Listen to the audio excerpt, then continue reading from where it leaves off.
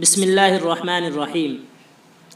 اسلام کے تمام احکام اور ہدایات کا خلاصہ دو باتیں ہیں۔ نمبر 1 اللہ تعالیٰ کی بندگی کرنا، نمبر 2 بندگان خدا کی مدد کرنا۔ ارکان اسلام کو دیکھیں تو نماز خدا کے سامنے غلامانہ احترام بجا لانا ہے، روزہ نفسانی خواہشات پر خدا کے حکم کو غالب رکھنے کا نام ہے، حج خدا کی شان محبوبیت کا اظہار ہے، تو دوسری طرف صدقہ اللہ تعالیٰ کے بندوں کی مدد اور خلق خدا کی اعانت ہے۔ دین اسلام کے اس شعبے کا سب سے اہم عنوان زکوٰۃ کے نام سے موسوم ہے۔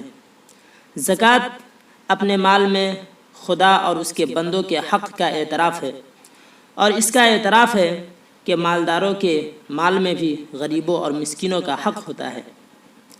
نماز کے بعد غالباً اسلام کا سب سے اہم رکن زکوٰۃ ہے۔ قرآن میں اکثر جگہوں پر نماز کے ساتھ ہی زکوٰۃ کا ذکر ہے۔ زکوٰۃ کی اس اہمیت کی وجہ سے اسلام سے پہلے بھی جو مذاہب گزرے ہیں ان میں بھی زکوٰۃ واجب قرار دی گئی ہے۔ تورات میں پورے مال کا 10% خداوند کے لیے دینے کا حکم آیا ہے۔ اسلام میں زکوٰۃ کی اہمیت کا اندازہ اس سے کیا جا سکتا ہے کہ قرآن مجید میں 32 مقامات پر صریحاً زکوٰۃ کا اور 15 مقامات پر صدقہ کا ذکر آیا ہے جو زکوٰۃ کو بھی شامل ہے۔ روایات سے معلوم ہوتا ہے کہ زکوٰۃ کی فرضیت مکی زندگی میں ہی ہو چکی تھی، چنانچہ مکی صورتوں میں بھی زکوٰۃ کا ذکر موجود ہے۔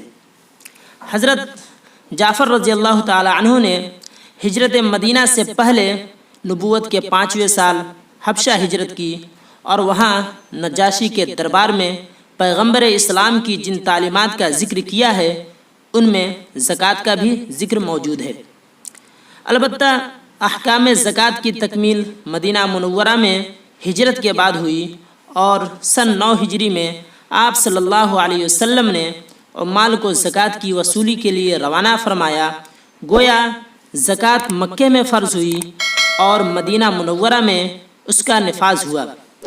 مدینہ ہی میں زکوٰۃ کے قوانین مرتب کیے گئے، نصاب زکوٰۃ مقرر ہوا، مقدار بتائی گئی اور مصارف زکوٰۃ متعین ہوئے، اور زکوٰۃ کی جمع و تقسیم کا مکمل نظام عمل میں آیا۔